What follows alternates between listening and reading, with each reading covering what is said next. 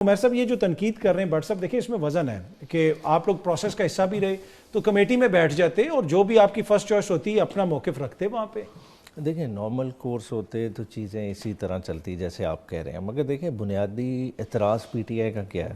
ہم کوئی بینچ میں کوئی ایک پرٹیکولر بندے کی ایلیویشن نہیں سیکھ کر رہے. ہم تو ایک الجھاد ٹرسٹ کیس نے جو پرنسپل سیٹل کیا کہ سینیورٹی پرنسپل فور موسٹ ہوگا، اور اسی کے بعد آپ نے دیکھا کہ ملک میں آرٹیکل 175A میں آئینی ترمیم ہوئی اور سینیورٹی کا پرنسپل ہوا، اور تواتر سے چیف جسٹس صاحبان اسی پہ آتے رہے.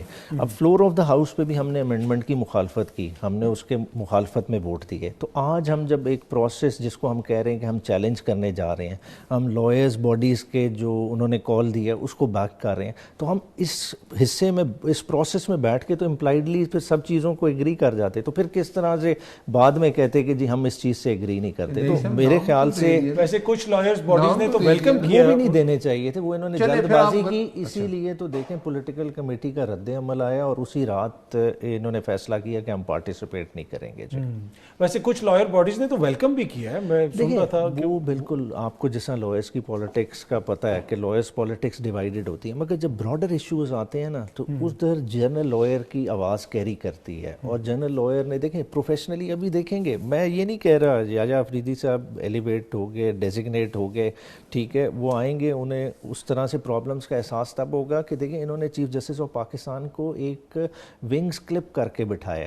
اب جو پہلے والے چیف جسٹس صاحبان کی پوزیشن تھی وہ اب آنے والے چیف جسٹس کی نہیں ہے. وہ کیوں نہیں ہے کہ دیکھیں اسی میں کانسٹیٹیوشنل بینچز ہوں گے جس کا اپنا ہیڈ ہوگا، جس کے بینچز حکومت نے نامینیٹ کیے ہوں گے. تو چیف جسٹس آف پاکستان کی ایک بڑی سرمونیل سی پوزیشن بن جائے گی اور بڑی ڈیفیکلٹ پوزیشن بن جائے گی.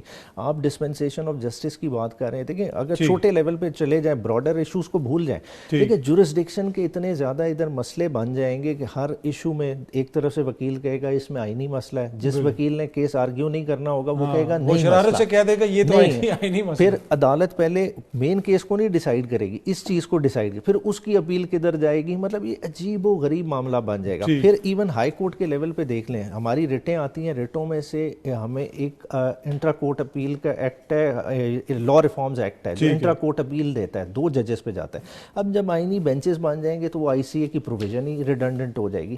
تو لیٹیگنٹ کے لیے مسائل بہت سارے بنیں گے جو انہوں نے ورک آؤٹ نہیں کیا. پھر جو انہوں نے پریکٹس اینڈ پروسیجر میں اپیل کا 184(3) کے اگینسٹ دیا ہوا اختیار، ادھر تو اپیل کے لیے کدھر جائے گا؟ آئینی بینچز تو آپ نے بنا دیے، تو ایپلیٹ بینچز کون بنائے گا؟ یہ بڑا امپورٹنٹ کوسچن ہے.